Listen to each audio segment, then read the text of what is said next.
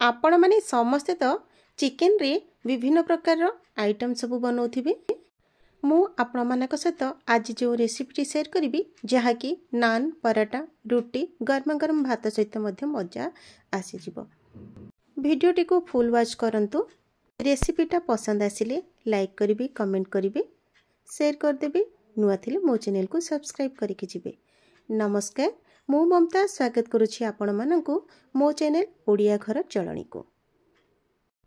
कथारे अछि पाटीर स्वाद मन को लोभाए। माने पेट शांति अछि माने सबु किछि ठीक अछि। सुंदर सुंदर खाइबा समस्तंकर पसंद ही थाए। एठी मो पाखरे अछि चिकेन को भल भाबरे धोई देली। सेथिरे आवश्यक अनुसार लूण गोलमरिच को गुंड करके दे दबा। हाथ साहाय्य भल भाबरे पूरा गोळी दबा।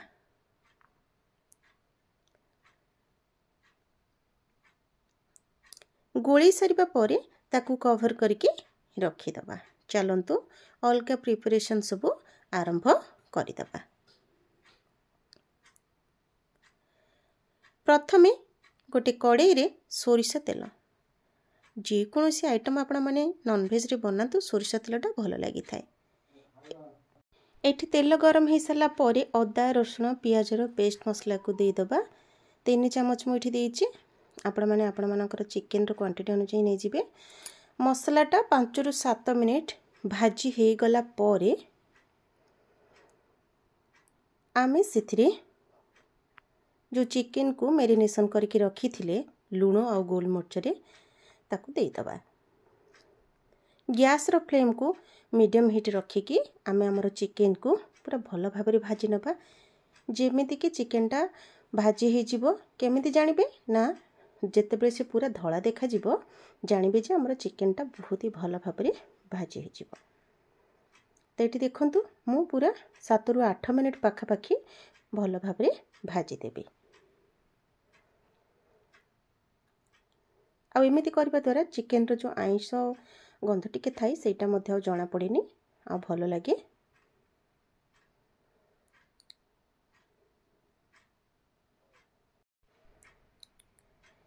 एठी मु भल भाबरे भाजी सारिबा परे लंका गुंड हळदी गुंड आ काश्मीर रेड चिली टिके दे देबी, जदरा कि कलरटा मध्ये बहुत भल आसीबो। आ लंका गुंड एठी आपण माने ध्यान देकी पकेबे, काहेकि ना आमे मेरिनेशन टाइम रे गोलमरिच को पकेइचे। गोलमरिच मध्ये अधिक हे गेले राग हे जिवो। आपण माने जेते कि लंका पसंद करथिबे से अनुसार देबे। नचेत राग हे गले खाइबा को भल लागेनी। केही केही तो राग खांती आउ केते जण को तो भल लागेनी ना, तो आपण माने देखि ही पकेबे। तो चलंतु एई सब आमे पकी सारला परे ए पिठा पाता साहाय्य आउ 3 रु 4 मिनिट भाजी नबा। टमाट को ग्राइंड करके रखी तो टमाट को दे देबा। 2टी टमाट मुठी नैछि। टमाट पके सारिकी भल भाबरे देखंतु भाजी नबा। सेई टमाट जाटे जो पानी थिला मु दे देली आको भल भाबरे टिके कसी नबा। एबे देखि पारुथिबे कलरटा केते सुंदर देखा जाउछि आ बास्ना मध्ये बहुत ही भल आसुछि। तो एइठी मु कोन करिथिली ना काजू को बेजे की रखी की ग्राइंड कर देथिली। एठी मु नेइछि 10 रु 12टी पाखा पाखी एठी ग्राइंड कर देली। पकी देली मसला कसिबा समय रे ही आ 3 चम्मच एठी दही को नेइथिली। दही को भल भाबरे फेंटी नेली चम्मच साहाय्य रे। एबे एठी काजू बटा एवं दही को पके दबा। पकी देकी मीडियम हीट रे ही आको भल भाबरे कुक करिबा। तो देखंतु एई बळी भाबरे तो हमर भी तेल एठी ऊपर को टिके टिके आसिलानी, माने कसाटा हमर ऑलमोस्ट हे गलानी। तो एमिति रे ही तो हमर चिकेन कसाटा टेस्टी ही लागि थाए। आपण माने एमिति मध्ये खाइ परिबे। आलू जो मन को पसंद से माने एठी आलू को देई परिबे, जो माने चाहुनांती स्किप करि परिबे, किंतु मु एठी आलू को ऐड करिछि। आलू को पके सरिकी भल भाबरे टिके कसा कसी कर देबा। पुणी गरम पानी को पूर्वरु प्रिपेयर करके रखिथिली, गरम पानी दे देली।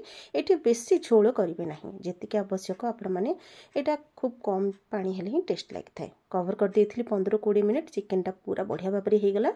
एबे एठी गरम मसला को दे दबा। धनिया पत्र जदि थाए आपण माने एठी धनिया पत्र किछि को काटिकी देपारे नचेत कसूरी मेथी को हल्का भाजिकी गुंड करके देदेवे बहुत ही बढ़िया लगे थोड़े ट्राए करंतु। नमस्कार।